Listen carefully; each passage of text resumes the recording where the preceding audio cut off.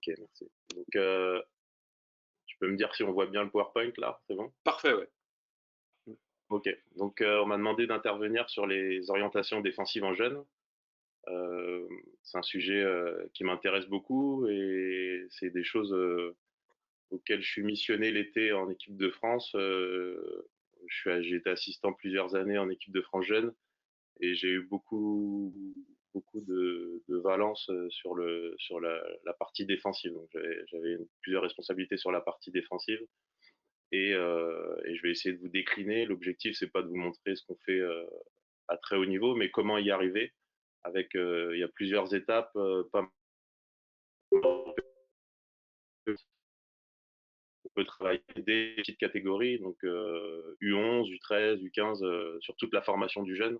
Donc je vais essayer dans cette présentation de vous donner des petits exercices références, des repères. Voilà, c'est un peu l'objectif pour que vous puissiez, quelle que soit votre catégorie, travailler la défense avec une idée d'aller vers les orientations techniques de la fédération, à savoir au niveau défensif, ce qu'on appelle la défense à hauteur.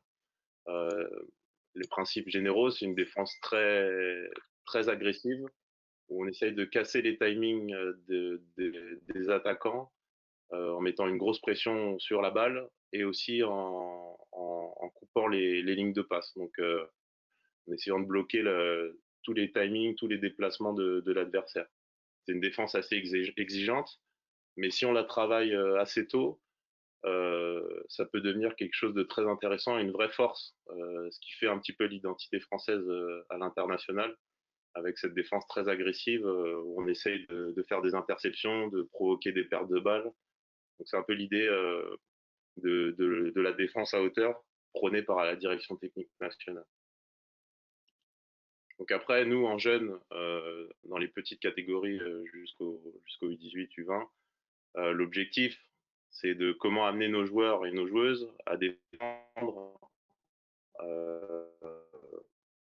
avec plaisir, surtout, prendre du plaisir à défendre, mais aussi avec de l'exigence, parce que cette défense à hauteur, ça concerne vraiment les 5 joueurs sur le terrain, et pas seulement le joueur qui défend sur la balle. Donc il y a une grande exigence par rapport à ça. Et, euh, et une fois qu'on a compris les principes de cette défense, c'est plutôt facile pour le joueur de s'évaluer et aussi pour l'entraîneur d'évaluer si sa défense est bonne ou s'il y a des choses encore à travailler. Donc dans la notion de plaisir, qu'est-ce que j'entends La première chose, c'est de donner du sens à ces principes défensifs avec des repères simples, c'est-à-dire des sur le terrain qui vont permettre à vous en tant qu'entraîneur de vous évaluer et aux joueurs de savoir s'il est dans les principes ou pas. C'est des choses assez simples et qui vont lui permettre de se placer, se positionner sur le terrain assez facilement. Ensuite, il y a tout ce qui est valeur de solidarité, d'entraide, de sacrifice. Comme je vous ai dit, c'est une défense à 5, donc tout le monde est important. Et le fait de se donner, de se battre ensemble pour récupérer le ballon, ça fait émerger ces valeurs-là. Et les joueurs en prennent du plaisir à ensemble défendre leur panier. Ensuite, il est facile de constater les progrès réalisés avec quelques exercices de référence que je vous donnerai, enfin en tout cas les exercices références qu'on fait au Pôle France. Et puis, il y a une chose importante, c'est que si on défend bien, ça diminue le stress lié aux performances offensives, parce que les joueurs sont souvent très axés sur l'attaque. Un panier raté, une balle perdue, c'est quelque chose qui peut les impacter. Et le fait de savoir que notre défense est solide, qu'on va pouvoir récupérer le ballon et qu'on a confiance en nos principes, ça permet d'être un peu plus libéré en attaque. On n'a pas la pression de vouloir marquer à tout prix parce qu'on vient de prendre un panier. Si on récupère à chaque fois la balle, on peut se permettre de faire quelques erreurs en attaque. Ensuite, dans la notion d'exigence, je parle de chaque joueur sur le terrain, comme je l'ai dit tout à l'heure, a une responsabilité dans la réussite de l'attaque, de la défense, pardon. Les placements et les déplacements sont permanents parce que les joueurs bougent sur le terrain, la balle bouge, donc il faut sans cesse se réadapter son placement, se déplacer de la bonne manière. Donc là-dessus, il y a de l'exigence. Il y a aussi de l'exigence dans la transition attaque-défense, évidemment. Il va falloir réagir très vite à partir du moment où le ballon n'est plus dans notre possession. il va falloir réagir et passer d'un statut d'attaquant à défenseur. Donc là, il y a une exigence dans le temps de réaction il faudra qu'il soit le plus court possible. Et bien évidemment, la défense se termine une fois le ballon récupéré. Donc la notion de rebond est importante. Euh, le rebond fait partie du travail défensif. Donc c'est quelque chose qu'on va aborder après. Nicolas, Oui. une première question. Là, on voit que c'est hiérarchisé, que c'est réfléchi. Est-ce que c'est quelque chose que vous partagez aussi avec les équipes que toi tu as pu avoir? De quelle façon? Ou est-ce que tout se fait simplement sur le terrain? En fait, il y a un gros travail de réflexion de la direction technique en ce qui concerne les jeunes avec Aimé Toupane, qui est le coordinateur des équipes de France. On a pu observer chaque année, on a pris de l'expérience en regardant les compétitions internationales de seniors à jeunes et on a pu décliner à chaque fois des contenus et observer des choses qui revenaient assez souvent. En équipe de France senior avec Vincent Collet, c'était aussi la défense faite par les États-Unis, qui est une défense très agressive et il voulait se rapprocher de ça au maximum. Donc c'est autour de discussions, d'expériences qu'on a pu avoir au très haut niveau et essayer de le décliner pour les catégories les plus jeunes. D'accord. Mais en fait, ma question, elle était plus sur le moyen de passer le message aux plus jeunes. D'accord. Est-ce que ça se fait simplement sur le terrain ou est-ce que vous avez aussi avec eux des temps un peu identifiés pour en discuter? Il y a des temps de vidéo, bien sûr. Chaque semaine au Pôle France, on fait une séance vidéo, donc la thématique de la défense y revient. Il y a de l'échange, évidemment, permanent avec les joueurs pour savoir s'ils ont bien compris les principes, s'ils ont bien intégré. On a le cahier d'entraînement, ce qu'on appelle le cahier d'entraînement, c'est-à-dire qu'en séance vidéo et en dehors du terrain, à la sortie de l'entraînement, ils peuvent noter ce qu'ils ont pu voir pendant l'entraînement, les choses nouvelles pour essayer de les intégrer. Donc voilà, on a plusieurs outils pour pouvoir aller dans ce sens-là. D'accord. Donc les orientations défensives, on y vient. Par rapport, la base de tout, c'est pour ça que j'ai fait la fondation, vous avez vu, j'ai fait une petite maison là. La base de tout, c'est le 1 contre 1 pour nous. La responsabilité individuelle. On ne va pas parler d'autre chose avant d'avoir parlé du 1 contre 1. Il y a une progressivité là-dessus, dans le fait de former le jeune, lui fait comprendre que la responsabilité individuelle du 1 contre 1 est importante, qu'il y a des choses à faire, on va le voir juste après. La défense sur les non-porteurs ensuite, qui fait partie de, de l'autre pavé de la défense à hauteur. Et après, les collaborations défensives, comme le repli, le pick and roll, les écrans non porteurs, la zone. Donc c'est des choses, j'ai mis une flèche exprès, la flèche rose que vous verrez sur votre gauche, sur la formation du jeune, pour pas être dans le piège de commencer déjà par les collaborations défensives. Des fois, on veut aller trop vite. Moi, quand j'ai entraîné en jeune, parfois j'étais déjà dans ces collaborations-là, alors qu'au niveau du 1 contre 1 et de la défense non porteur, il y avait pas de, c'était pas encore calé, c'était pas encore, il n'y avait pas de principe vraiment en place. Euh, et je mettais, quand j'étais jeune entraîneur, en ce qui concerne le 1 contre 1, quand c'était manqué, on mettait ça sur le compte du manque d'agressivité, le manque d'envie du joueur ou de la joueuse. Et en fait, il y a des choses vraiment à travailler techniquement, tactiquement, physiquement. On va y passer juste après, et ça, c'est vraiment important. Donc, aller dans le bon sens par rapport à ça, ça me paraît important. Donc, on va décliner évidemment ces trois blocs, mais en insistant plus sur le 1 contre 1 et la défense sur les non-porteurs. Alors, au niveau des repères, comme je vous ai parlé tout à l'heure de la notion de plaisir, il faut du sens.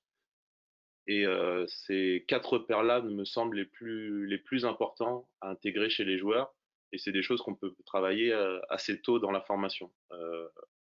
Le premier que vous voyez en bleu, c'est la ligne du panier. C'est la ligne qu'il y a entre le porteur de balle et le panier, tout simplement. Donc cette ligne-là, on en reparlera tout à l'heure dans la défense 1 contre 1, mais c'est la première ligne à intégrer chez les jeunes joueurs. La deuxième ligne, c'est la ligne de passe. En vert ici, c'est la ligne imaginaire qui est entre un porteur de balle attaquant et un non porteur de balle attaquant. La troisième ligne, c'est la ligne rouge que vous voyez, qu'on appelle la ligne de balle. C'est la ligne imaginaire qui traverse horizontalement le terrain au niveau du ballon.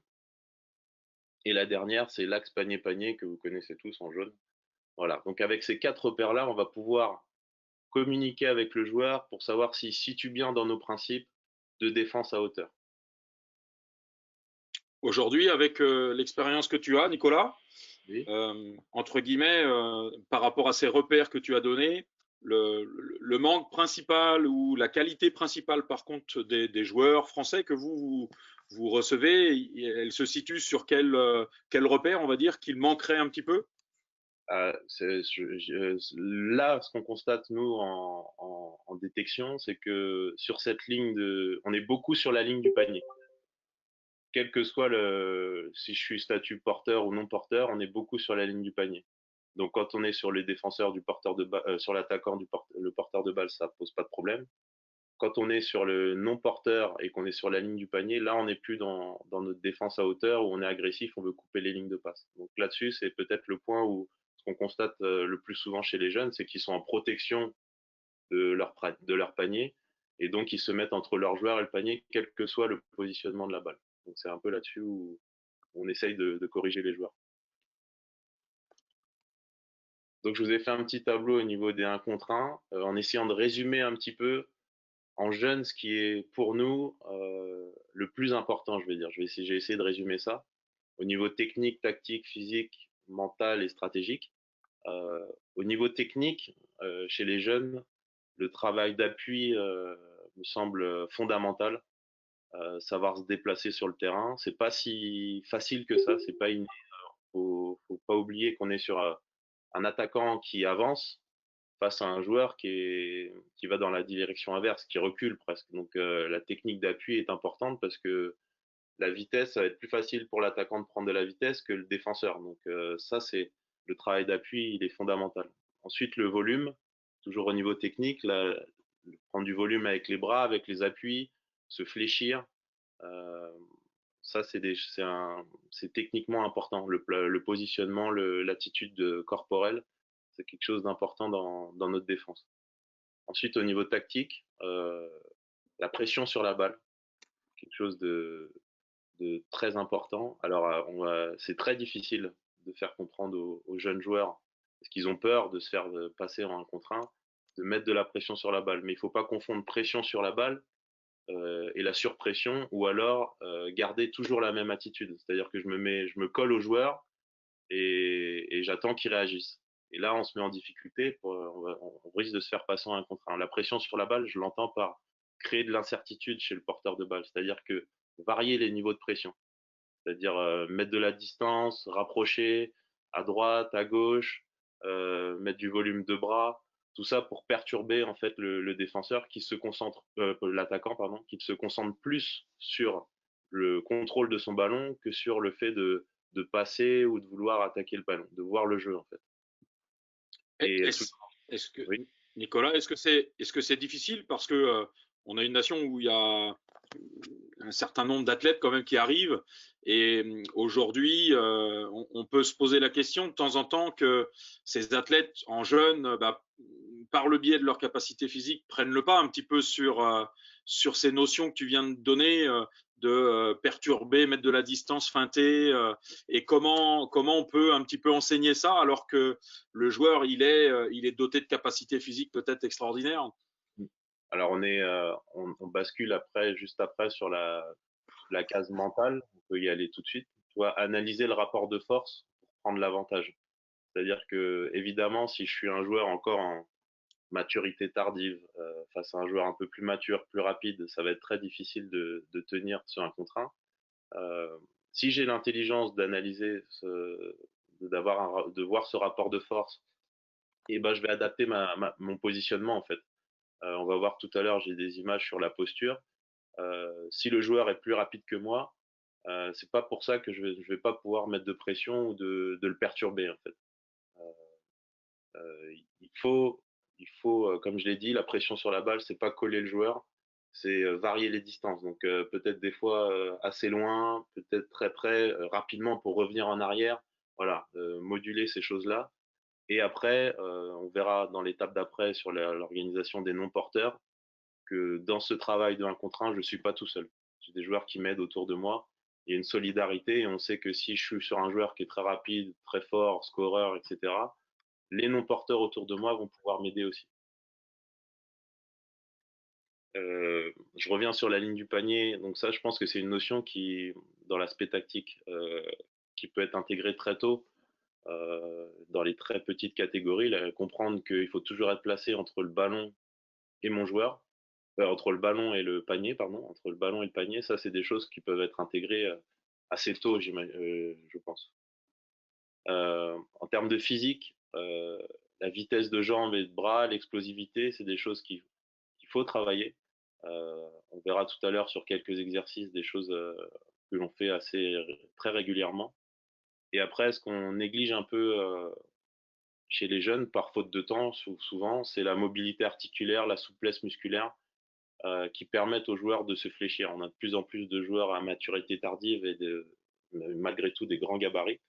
Et le fait de se fléchir, c'est très difficile pour ces raisons-là. Le manque de souplesse, le manque de mobilité de cheville, de hanche, c'est des choses qui se travaillent.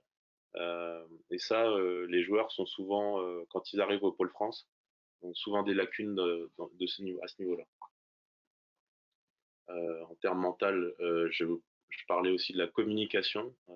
Annoncer son statut, c'est-à-dire que je défends sur la balle, j'annonce balle tout fort, plus fort possible à mes coéquipiers pour qu'ils sachent où le ballon se trouve et qu'ils puissent se positionner en conséquence.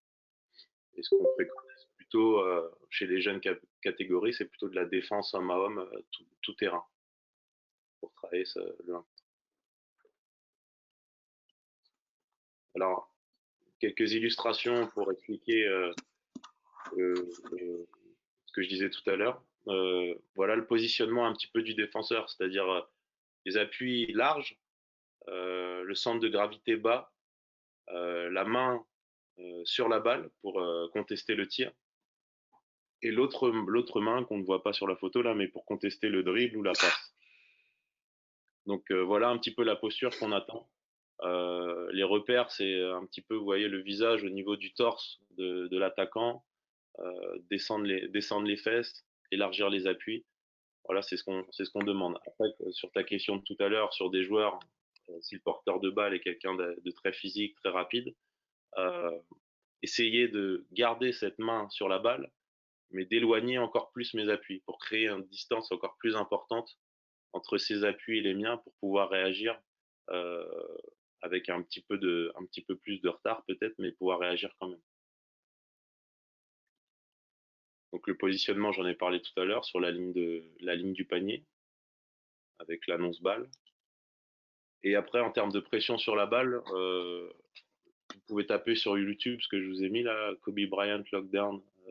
C'est une défense tout terrain de Kobe sur Dwayne Wade. Non pas qu'il va falloir, dès les petites catégories, défendre comme Kobe Bryant, mais c'est une idée pour vous parler de pression sur la balle. Qu'est-ce que la pression sur la balle? Vous verrez que sur la vidéo, il n'est pas tout le temps collé au joueur. Il varie, il l'emmène des fois à droite, des fois à gauche. Il avance sur lui, quelquefois il recule, il prend de la distance. Voilà, pour tout le temps le mettre sur le qui-vive et qu'il soit concentré. Vous verrez que malgré que ce soit Dwayne Wade, il est concentré sur le ballon et puis sur tout ce qui se passe autour. Donc c'est une vidéo assez intéressante qui dure le temps d'une possession. Voilà ce que j'entends par pression sur la balle. Alors quelques exercices de référence qu'on fait au Pôle France. Euh, le travail avec les échelles de rythme, qui est très important, c'est quelque chose qu'on fait le plus souvent possible. Vous voyez à gauche, c'est Ryan Rupert qui fait un travail avec ballon là sur les échelles de rythme. Au milieu, je vous ai mis, c'est une capture d'écran d'un open practice des Spurs pour vous montrer que voilà, même si c'est les San Antonio Spurs, début d'entraînement, 5-10 minutes de travail d'échelle. Vous voyez, il y a Tim Duncan à droite. C'était à l'époque de Tony Parker, Ginobili, etc. Et tous les jours, enfin tous les jours, chaque entraînement, début de séance, travail d'échelle pour développer la coordination, le travail d'appui. Donc, si même les Spurs le font, il ne faudrait pas que nous, on s'en passe parce que c'est des choses, vous verrez, on voit vite les progrès parce qu'il suffit de pas beaucoup de temps, une dizaine de minutes en début d'entraînement, voire moins, à chaque séance et vous verrez vite les progrès. Euh, Après, à droite, l'image du zigzag drill que vous connaissez, un contre un tout terrain. Donc au début, nous on met beaucoup de l'attaquant à 50%, voilà, pour faire travailler la défense. Et puis plus on avance, plus on progresse, plus on passe sur du vrai un contre un tout terrain. L'objectif, c'est de contester l'avancée du porteur de balle en ayant un contact torse. C'est-à-dire que il faut déplacer mes appuis le plus vite possible pour que ce soit son épaule qui attaque mon torse et pas mes bras qui vont dans son cylindre. Où là, c'est souvent les fautes qu'on nous siffle sur la pression tout terrain. On met les bras dans le cylindre, alors que nous, on préconise plutôt de contester d'abord avec le torse, puis après aller chercher la balle avec le bras. Ensuite, Nicolas, oui. une petite question, parce que alors c'est vrai que quand nous on reporte un petit peu ces exercices, on aurait tendance de temps en temps à faire, on va dire, ce travail de défense un contre un tout terrain plutôt aux arrières, aux lignes arrières. Est-ce que vous l'étendez à tout le monde? Et Comment, voilà, pourquoi en fait? exactement, on l'étend à tout le monde parce qu'on veut que même nos grands soient les plus mobiles possibles.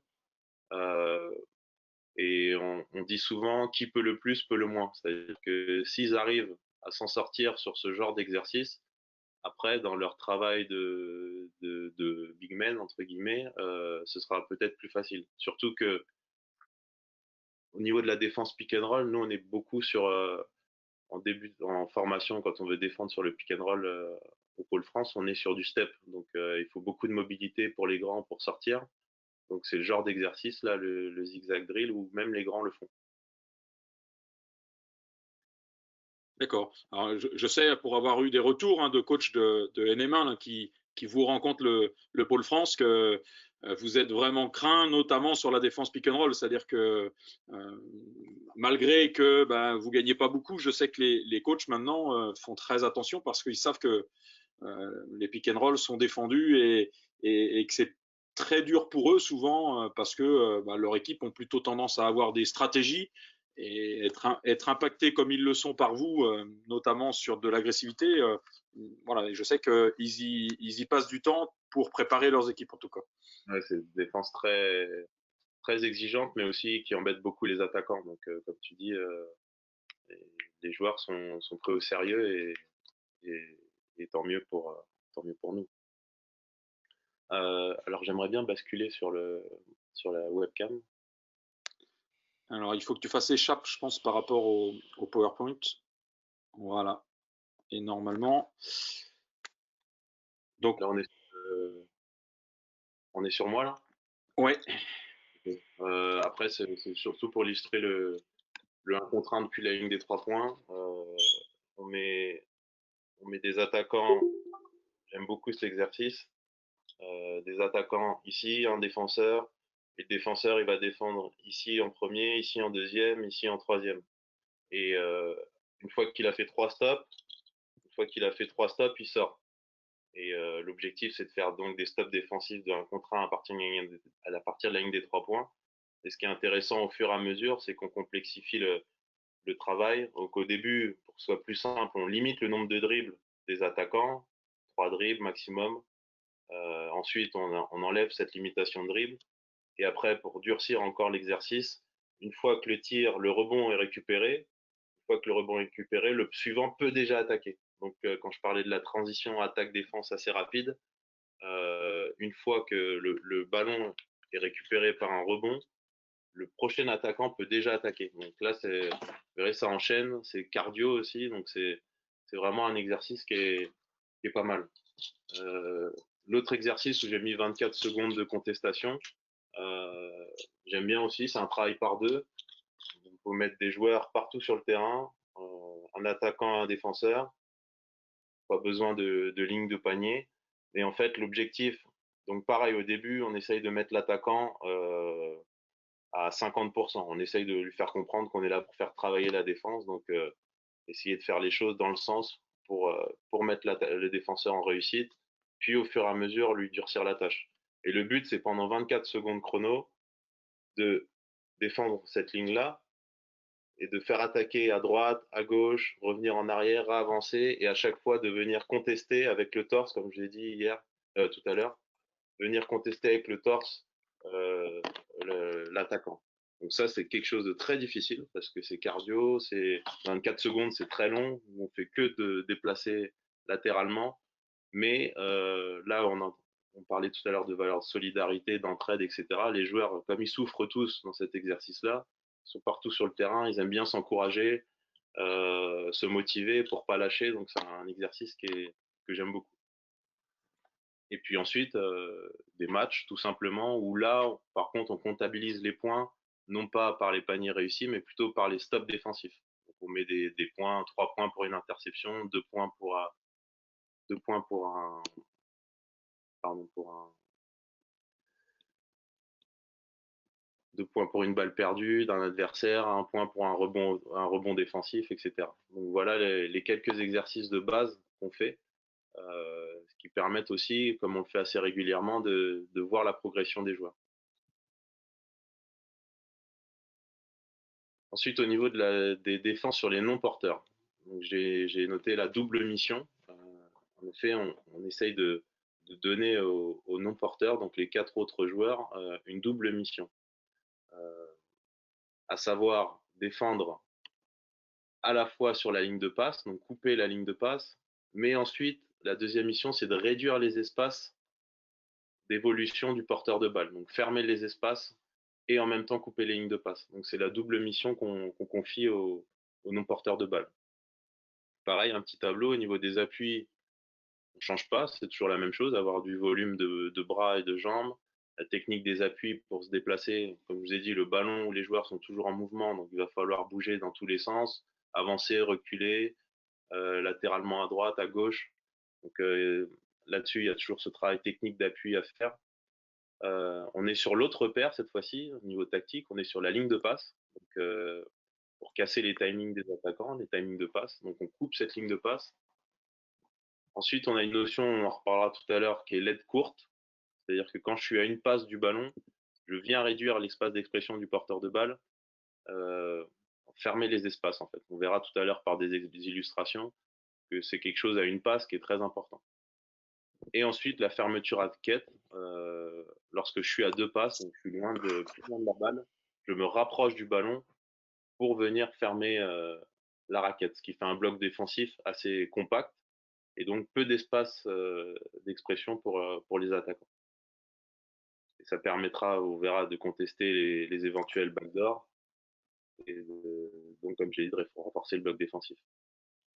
Au niveau physique, toujours la même chose. Donc, s'il y a bien des choses à travailler en jeune, c'est cette vitesse, cette explosivité, comme j'ai dit tout à l'heure, souplesse, mobilité.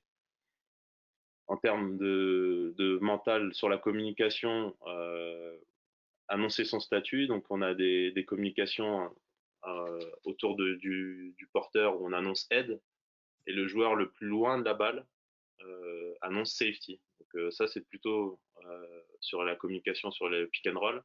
Mais même déjà sur du 1 contre 1 classique, enfin sur du 5 contre 5 classique sans écran, on peut déjà commencer à annoncer ce statut de safety qui nous aidera par la suite. Et en termes de lecture, la lecture des intentions est très importante. Savoir si le joueur, pour déterminer en fait le côté fort et le côté faible. Avant, à une certaine époque, on séparait l'axe panier-panier en deux. Quand la balle était à droite, on disait que le côté fort était à droite et le côté faible à gauche. Nous, on va un petit peu plus loin que ça, c'est-à-dire que c'est surtout sur l'intention du joueur.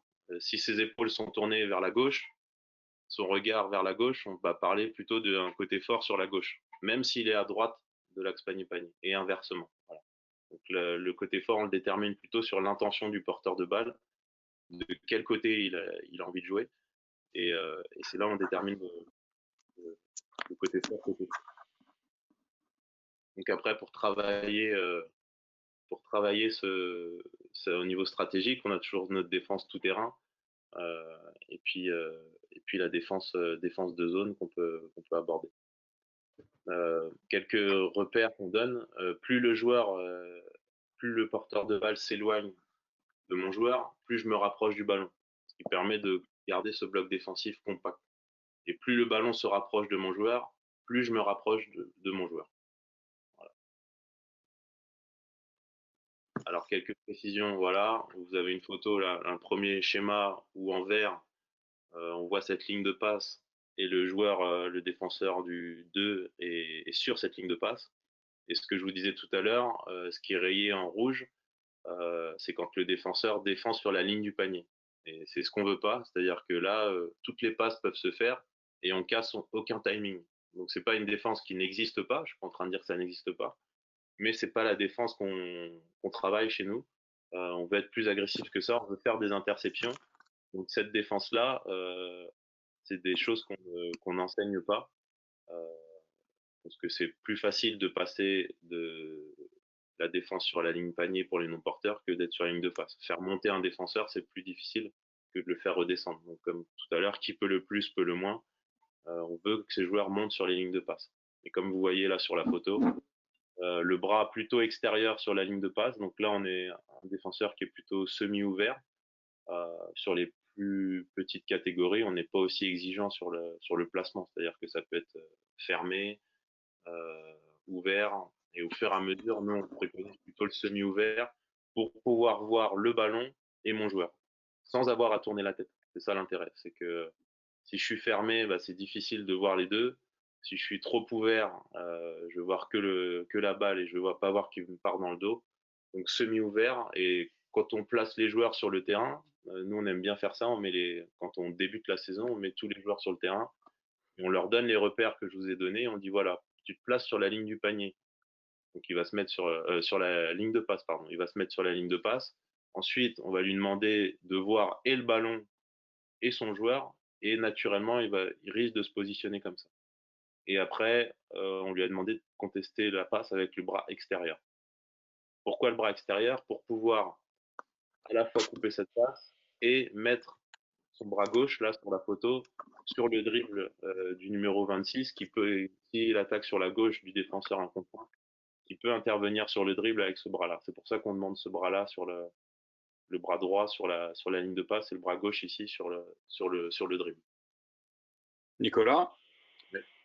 Ouais, quand on voit forcément le schéma comme ça à l'arrêt, et puis avec le terrain très ouvert, et puis simplement, entre guillemets, deux joueurs sur le terrain, on s'imagine pas, notamment la pression sur la balle. On se dit, ouais, mais c'est hyper dangereux, notamment sur un backdoor, un alley-oop ou des choses comme ça. Avec l'expérience, vous, est-ce que c'est des questions que vous avez, des retours de joueurs, ou est-ce que c'est des choses que vous avez comme difficulté à contrôler? Ah, c'est quelque chose de systématique, c'est-à-dire qu'ils ont toujours peur du backdoor. Donc c'est toujours un travail en début de saison de leur faire comprendre qu'il faut monter sur cette ligne de passe. Et on va voir juste après que ce backdoor, il est compensé par le placement des autres. C'est pour ça que je parlais d'une défense à 5 tout à l'heure. C'est que ce backdoor, si tout le monde est bien placé, il ne sera pas dangereux pour nous. Donc, de la même manière que le 1 contre 1, comme tu as dit tout à l'heure, il est parfois difficile à tenir. Si j'ai mon joueur à côté qui prend du volume, qui ferme l'espace, on n'est plus sur du 1 contre 1, on est sur du 1 contre 2. Donc, leur faire comprendre que voilà, le placement de chacun permet de décharger un petit peu la pression et le travail de tous. Donc, là, ici, sur l'1 contre 1, on voit que les espaces sont plus fermés euh, pour le numéro 26 sur sa gauche. Si c'est de la même chose de l'autre côté, ça laisse que je dis souvent en Benjamin, on va essayer de défendre le 1 contre 1 peut-être 50 cm à droite, 50 cm à gauche, où c'est ta responsabilité de joueur de ne pas te faire passer là. Plus les catégories vont augmenter, plus on va essayer de demander aux joueurs de défendre 1 mètre à droite, 1 mètre à gauche, 1,50 m à droite, 1,50 m à gauche, pour emmener dans les aides sur les non-porteurs. Donc, quelques illustrations encore, c'est exactement la question que tu viens de me poser. Euh, on voit ici le joueur numéro 2 qui coupe la ligne de passe, donc qui est bien positionné. Évidemment, quand on monte comme ça, on est sujet au backdoor. Et le placement à 2 passes du ballon, c'est le même principe. C'est-à-dire que le joueur numéro 3, il est sur la ligne de passe. Mais comme je l'ai dit tout à l'heure, plus le ballon est loin de moi, plus je me rapproche de la balle. Donc là, ce qu'on demande à l'opposé du ballon, dans ce cas-là, c'est de mettre au moins un pied dans la raquette. Un pied, voire 2 pieds, ça C'est en fonction de quelle fermeture raquette vous voulez, mais au moins un pied dans la raquette. Ce qui fait que si l'attaquant numéro 2 part en backdoor, le 3 sera là, sera en position pour intercepter cette passe, sans avoir à faire d'efforts supplémentaires. Il est déjà positionné pour intercepter cette passe.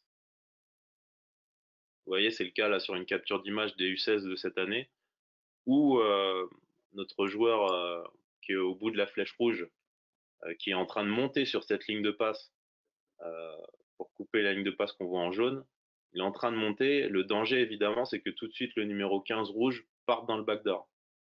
Mais la passe, on voit la pression sur la balle qu'il y a là.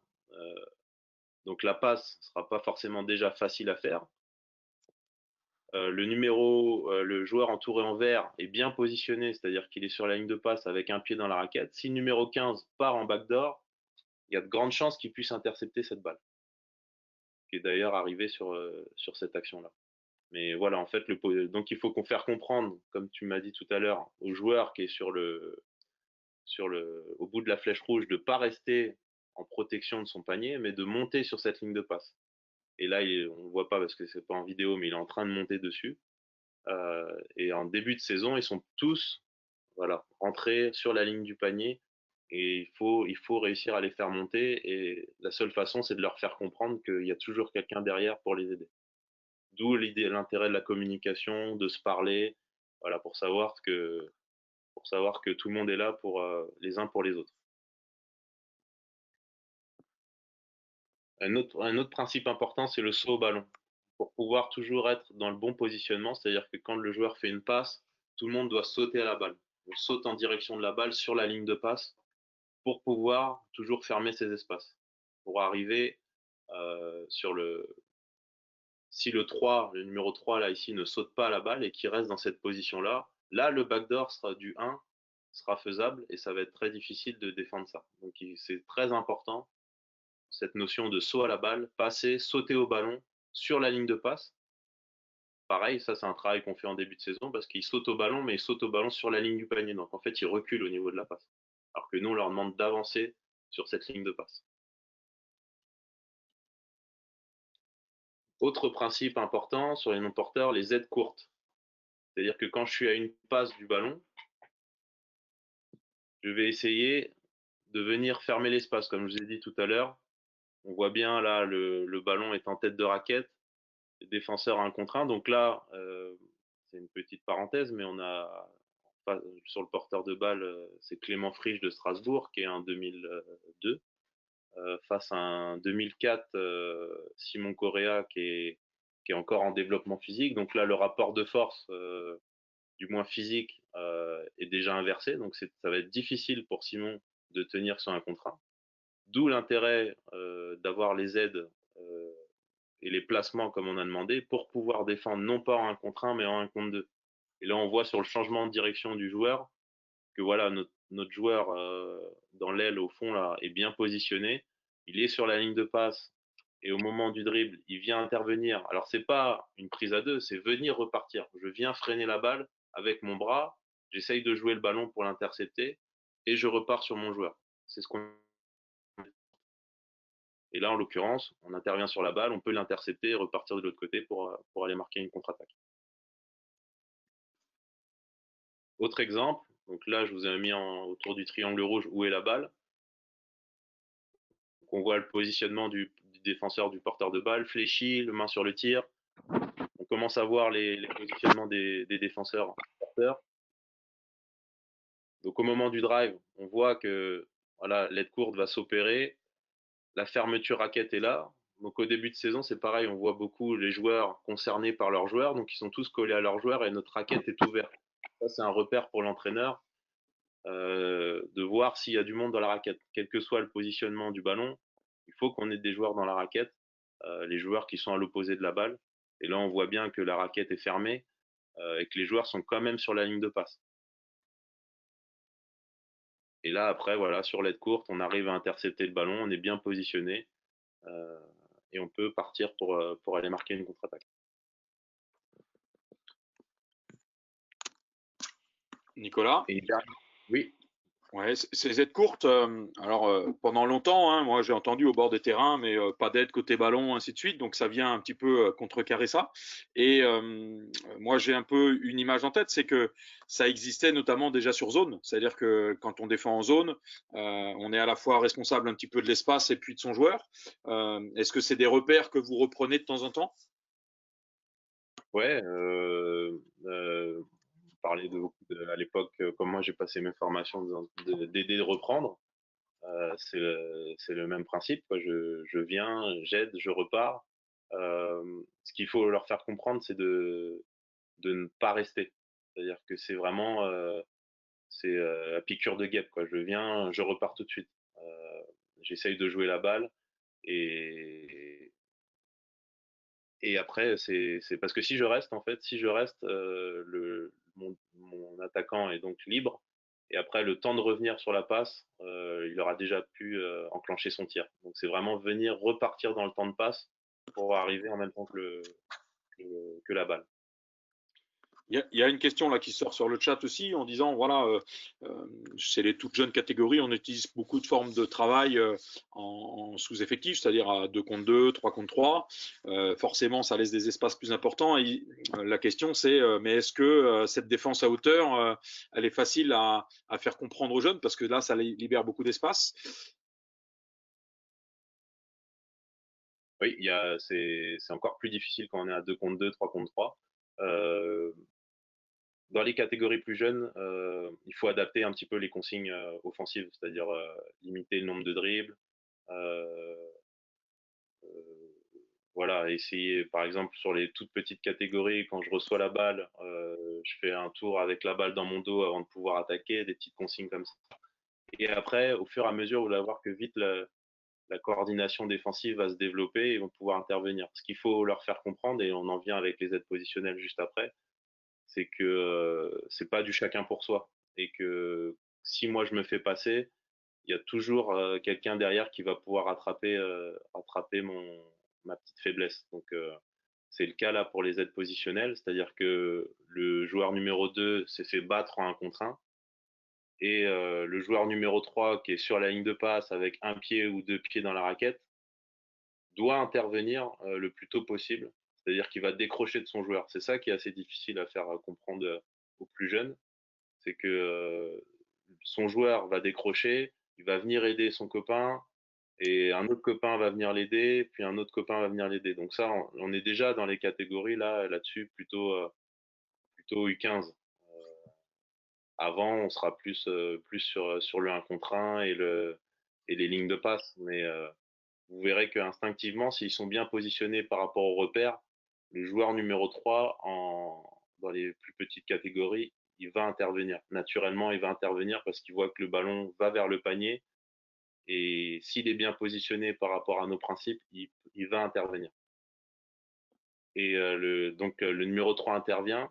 Et là, on parlait du repère au tout début de la ligne de balle. Donc la ligne de balle, je rappelle, c'est la ligne qui traverse horizontalement le terrain au niveau de la balle. Donc la ligne de balle descend, puisque le joueur descend vers le panier. Et le repère qu'on donne aux joueurs non porteurs, c'est de toujours être au niveau de la ligne de balle, ou en dessous, pas au-dessus. Donc là, le joueur 4, si la balle descend, lui doit descendre au niveau de la ligne de balle. Ce qui fait que instinctivement, si la balle ressort du 2 vers le 3 dans le corner, bah, c'est le 4 qui va y aller. Donc en fait, les repères font que instinctivement, ils vont trouver les solutions. Avec un petit peu de répétition et de travail sur ces repères, instinctivement, ils vont trouver ces, ces coordinations, ces rotations défensives. J'aime pas trop parler de rotation défensive, mais c'est plus du placement par rapport à la balle qui fait que naturellement, on va aller contester certaines passes et certaines attaques au panier.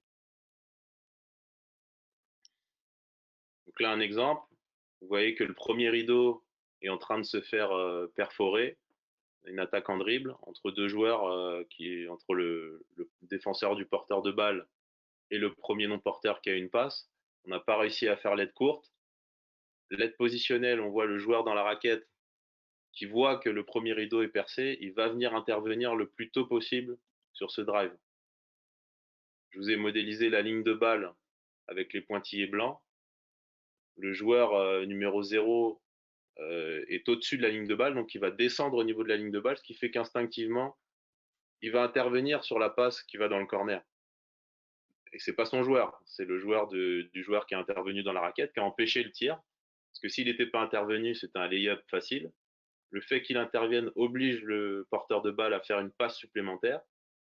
Comme nous avons respecté nos principes, la ligne de balle descend, nous descendons au niveau de la ligne de balle, le numéro 0 va instinctivement sur la balle. Et ensuite, mon joueur est venu me donner un coup de main, je vais donner un coup de main à mon coéquipier, parce que l'extra passe après sur le numéro 13 ou 12, sur le numéro 13, voilà, il est en reprise, et du coup, voilà, on force après à réattaquer le panier, retrouver d'autres solutions. On est en train encore de refermer les espaces. Voilà, malgré l'attaque en dribble, on a réussi à s'en sortir par rapport à ces principes-là.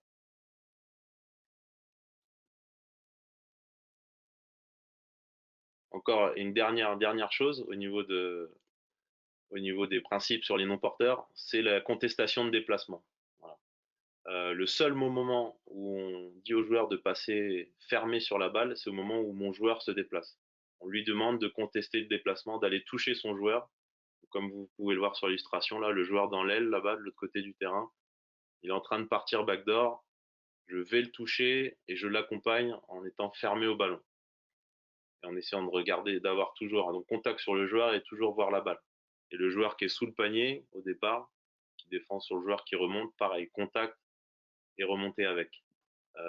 Ce sera très utile après, plus tard, dans la défense non porteur. C'est des choses qui seront des principes assez importants dans la défense des écrans non porteurs. Donc, quelques exercices encore de référence. Donc, le drill saut à la balle. Je vais vous montrer. Je vais sortir de là. Donc, on fait souvent à 4 contre 4. 4 extérieurs. Donc, pareil, quel que soit le poste, on les met tous à l'extérieur. Donc, en fait, on fait circuler la balle aux 4 coins du terrain. Je ne sais pas si vous voyez bien. Ouais, si tu peux la reculer un petit peu. Ouais. Voilà. Et on travaille tout ce qui est, j'ai dit tout à l'heure, tout ce qui est saut à la balle. C'est-à-dire que passe ici, tout le monde saute à la balle, tout le monde saute à la balle, tout le monde saute à la balle. Et on fait circuler la balle comme ça pour essayer de contester en essayant de sauter à la balle sur les lignes de passe. Voilà. On essaye de faire, on part d'ici souvent, on part du corner, on fait passe, passe, passe, un aller-retour, et quand la balle revient ici, boum, on attaque en un contre un. Ça, c'est un exercice qu'on fait souvent. Ça, on appelle ça le drill saut à la balle. On a le même avec le drill aide courte. On replace les mêmes joueurs. Et le but ici, c'est quand il attaque en un contre un, ici, de venir apporter une aide courte et de repartir sur son joueur. Si la balle est ici et qu'il attaque là, je viens ici et je repars sur mon joueur. Donc l'objectif qu'on donne dans cet exercice-là, c'est de mettre des points pour les attaquants quand ils rentrent dans la raquette. Il ne faut pas qu'ils rentrent dans la raquette. Si on arrive à fermer les espaces pour pas qu'ils rentrent dans la raquette, on gagne des points. Après, on a l'exercice du 3 contre 3 ou 4 contre 4 en carré. On met 3 défenseurs au fond, 3 attaquants. On fait partir la balle d'ici, passe là, passe ici, passe ici, passe ici, passe ici. Le premier qui a fait la passe, il vient défendre là. Le deuxième, il vient défendre là. Le troisième, il va défendre là-bas. Et quand la balle arrive là-bas, hop, on attaque. Donc là, on fait travailler tous nos principes de fermeture raquette, saut à la balle, tout ce dont j'ai parlé tout à l'heure. Et le dernier, 5 contre 5 switch, ça j'aime bien cet exercice-là. 5 contre 5 demi-terrain. Et à partir du moment où le coach annonce switch, le porteur de balle est obligé de poser la balle au sol et toute son équipe passe en défense. Ça, c'est la première règle. Donc en fait, ça permet de switcher rapidement attaque-défense Ils entendent switch, hop, ils posent la balle au sol et les défenseurs passent attaquant, ils récupèrent la balle. Ce qu'on rajoute en plus, encore une difficulté supplémentaire pour les défenseurs, donc les attaquants qui passent défenseurs, celui qui a posé la balle ne peut pas défendre sur le porteur de balle. C'est-à-dire qu'il est obligé de partir sur un autre joueur, donc communiquer avec les joueurs autour de lui pour savoir qui va prendre la balle. Mais c'est pas lui qui prend la balle. C'est pas lui qui prend le défenseur du porteur de balle. Donc ça, on fait cet exercice assez régulièrement et c'est pas mal. Dans la réactivité, la communication.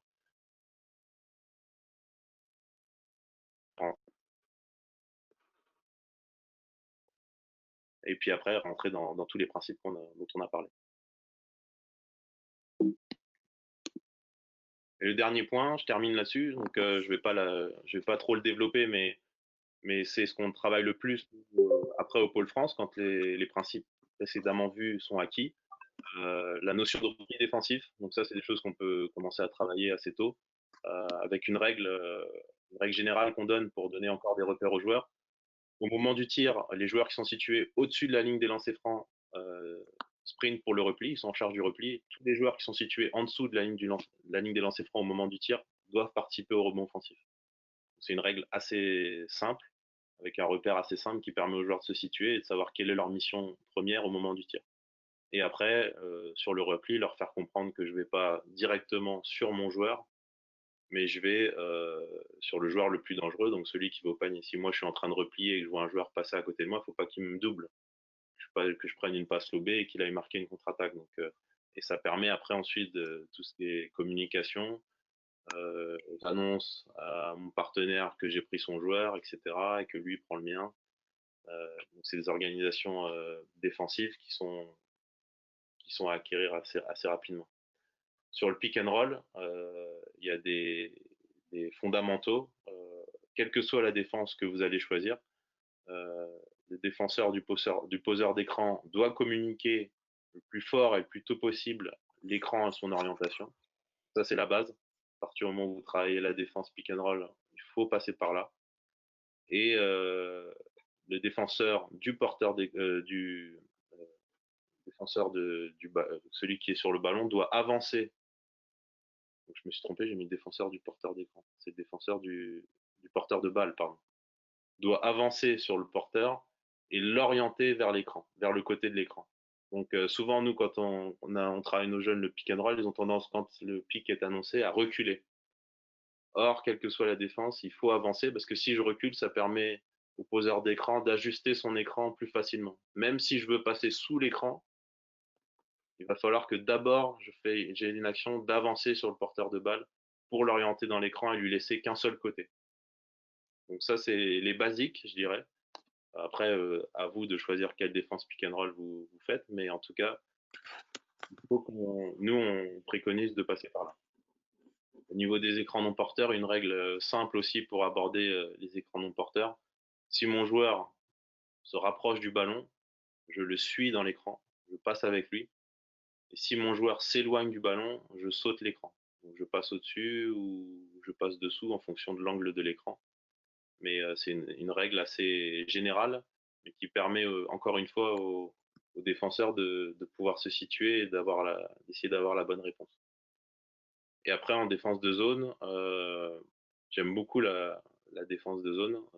Ça permet de travailler les principes, de garder les principes de défense homme à homme et d'ajouter cette notion de défense d'une partie d'un secteur du terrain. Donc, on est toujours sur ces histoires de ligne de passe, de balle à l'opposé, je viens remplir la raquette. Euh, voilà, il y a beaucoup de choses qui se ressemblent. C'est quelque chose que moi, quand j'avais les équipes U15, la zone, je la travaillais souvent en deuxième partie de saison et je faisais pas mal de zones une fois qu'on évidemment on avait acquis ce que je vous avais dit auparavant. Donc pour conclure, euh, euh, la première chose, je dirais, il faut intégrer les repères que je vous ai donnés. Ça permet c'est d'abord un outil d'auto-évaluation. Est-ce que je suis en train de défendre correctement ou est-ce que je suis pas dans les principes que le coach a donnés? Et voilà, c'est des règles, des repères, pardon, qu'on peut trouver on peut, on peut intégrer pardon, assez facilement. Le développement physique, le travail d'appui, pour moi c'est fondamental. Le travail d'échelle de rythme, le travail de souplesse, de mobilité articulaire, c'est des choses où je pense qu'il faut qu'on progresse. Nous, Français, quand on voit, nous en U17, on a pris 40 points contre les États-Unis en finale. En termes de mobilité, de travail physique, on est encore très loin d'eux. Et c'est pas forcément ils font pas forcément que du basket à cet âge-là. Ils font beaucoup d'autres sports. Ils font notamment du foot américain. On sait que les changements de direction, etc., le travail d'appui qu'on peut retrouver dans le foot américain, c'est très intéressant qu'on retrouve dans le basket. Euh, donc, le travail d'appui, c'est pas forcément uniquement sur du basket. On peut travailler d'autres choses pour rendre le truc un peu ludique. Mais, euh, mais le travail d'appui, c'est quelque chose auquel il faut passer impérativement et le plus tôt possible chez les jeunes. Euh, il faut valoriser les actions défensives. Les statistiques soulignent souvent l'impact offensif, mais les actions défensives, je pense que le rôle du coach, voilà, c'est de valoriser aussi ces actions-là auprès du joueur, auprès du groupe, auprès de l'entourage. C'est quelque chose de très important et il y a des joueurs qui ont fait des carrières sur ces aspects défensifs. Donc, on a tous vu pendant le confinement euh, The Last Dance. Voilà, Dennis Rodman en est un bon exemple, quoi. Les actions défensives il a gagné beaucoup d'argent sur ces aspects défensifs. Et le constat qu'on fait en ce moment lors des détections, le CIS, le camp national, la semaine de détection à l'INSEP, euh, on voit que de plus en plus, les joueurs sont de plus en plus agressifs, de plus en plus sur les lignes de passe, de plus en plus concernés par le 1 contre 1. Je pense que le message il est entendu par les coachs et que la défense, elle est pas négligée. Donc, il faut continuer dans ces aspects-là et je pense qu'on est sur la bonne voie.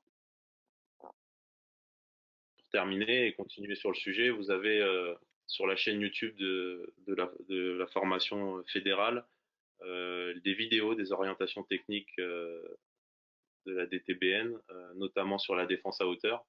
Donc voilà, c'est des, c'est une vidéo qui est en accès sur YouTube. Vous pouvez y aller facilement et voilà, ça rentre un peu plus dans certains domaines, creuse un peu plus les sujets dont je vous ai parlé aujourd'hui. Super, Nicolas, merci. Alors j'invite, là on a 1 ou 2 minutes si vous souhaitez, pour certains poser des questions via le micro. Ça me permet pour moi en même temps de reprendre l'écran et de vous annoncer que la semaine prochaine, donc on aura notre dernière visio là pour la saison. Donc tu seras suivi de Fred Crapez là sur le management d'une équipe. Euh, Est-ce que certains veulent poser une question à Nicolas? Moi, j'en ai une. Julien Deloury, moi, je m'occupe des U13 là, sur les sélections départementales. Moi, j'ai une question qui m'interroge. Enfin, tu as répondu en partie, mais est-ce qu'il faut mieux être en suragressivité, en agressivité et réguler après, parce que ou l'inverse, plutôt être en situation de contrôler, apprendre à contrôler et gagner ensuite en agressivité. Comment toi tu construirais les tout jeunes joueurs, parce qu'on est bien obligé de commencer par quelque chose sur cet âge-là, sur cette catégorie U13. Je voudrais juste avoir ton opinion et ton avis sur cette question-là. Je pense que là-dessus, il faut responsabiliser le joueur dans ce dont j'ai parlé tout à l'heure, à savoir le rapport de force. Tu vois, l'analyse du rapport de force. Il va rencontrer des fois des joueurs plus rapides, des fois des joueurs plus lents, moins techniques, plus techniques. Là-dessus, il a la responsabilité d'analyser ça. Et en fait, la surpression, comme tu l'as dit, elle peut arriver face à des joueurs où il sent qu'il a le rapport de force est favorable. Et le contrôle, plus de contrôle dans les situations où il est plutôt en difficulté sur les domaines physiques ou techniques, où il sent que ça peut être un peu difficile. Mais le fait de défendre de la même manière sur tous les joueurs, ça, je pense que c'est pas la bonne solution. Mais à lui voilà, d'avoir cette analyse-là Est-ce que je dois être dans le contrôle? Est-ce que je dois être dans la pression? Voilà, je pense que il y a toujours c'est jamais l'un ou l'autre en fait. Tu peux pas être que sur un domaine ou sur l'autre. En fonction du rapport de force, il va falloir que tu trouves la bonne solution. Ok, merci. Voilà. Moi, j'avais une question. Salut Nico. T'en as pas trop parlé sur ton intervention, mais par rapport à la défense en contre sur les post-up, alors à la fois pour les grands gabarits qui peuvent être amenés à jouer en attaque et puis à défendre ces situations-là, puis aussi du fait que, notamment dans les catégories U15, ça commence un petit peu à avoir des joueurs extérieurs qui viennent des fois se poster. Quels sont toi les repères ou les critères que tu donnes par rapport à la défense à hauteur sur le 1 contre 1, on va dire?